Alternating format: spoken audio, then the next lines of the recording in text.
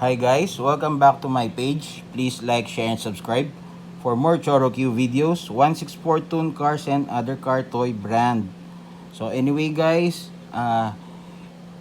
it's another additional in my collection.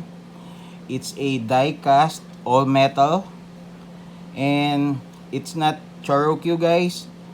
It's a Yonezawa Diapet.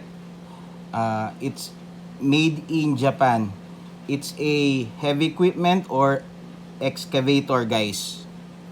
So I bought this through online, and in very good, still in very good condition guys, even though uh, uh, it has no box, and it's Japan surplus guys.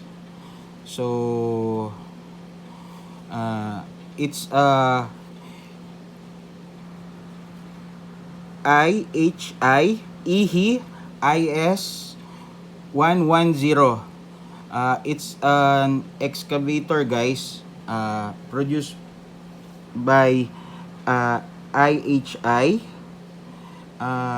This one guys, it's a 1980s toy, early 80s, released by Yonezawa Diapet, Japan.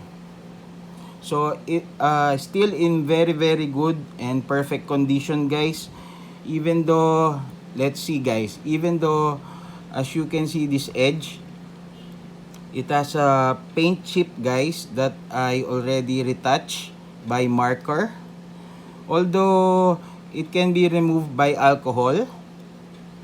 So as you can see guys, the lens of this excavator in the canopy is still very good condition. It's still clear guys, and the spring guys, it's stainless, and the arm, the mechanism of the arm guys, and the boom still in very good shape guys. Then the decals guys still intact, the vintage decal. This is a 1983-1984 Yonezawa Diapet guys release. So at the back guys, it says IHI or IHI. And then on the other side guys, IHI Is-110. This is the model of this excavator in real life guys. So as you can see guys, the under chassis guys still very good condition. And as you can see guys, the track are still original and no cracks guys. See? Then guys, at the bottom it says Yonezawa Toys Diapet Bulldozer Construction, made in Japan guys. So still functioning guys, very good, still very good condition. Let's see guys, I'll show you.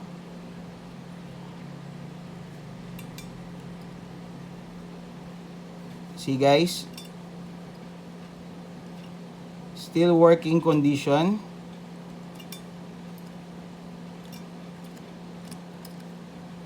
Okay, for me guys, I think this toy, it's not been played on the sand or in the ground guys, because I don't have any chip of paint on the bucket guys. As you can see, it's all metal guys.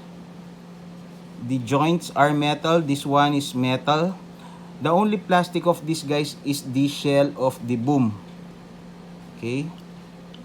And then guys, this a little bit cosmetic here, the muffler and this design, the air vent are just the only plastic. And of course guys, the bottom, this one, that's only the plastic. But overall guys, it's all metal and it's kind of bit heavy. At this age guys, you cannot see a complete set by now. This one, the track, no cracks, no hairline crack guys, still very good condition. Okay, what else? You will see a second hand on this, guys, without the track and a missing bucket and rough condition paint. But this one, guys, is still very very good. I can uh, remove this through alcohol when I already got a marker that the same orange color, guys. So I think this is my fourth Yonezawa Diapet vintage excavator, guys, and still in very good condition. Again, guys, this is a Yonezawa Diapet excavator. It's IHI and the model is Is-110. This is early 1980s released by Diapet Japan, guys. And I am collecting old vintage excavators that are still in good shape, guys. And this one is additional in my collection. That's it, guys. Hope you like this video, even though it's not a Cherokee, but at least it's a vintage one, guys. That's it. Hope you like my video. Thank you very much. Please like, share, and subscribe. Bye.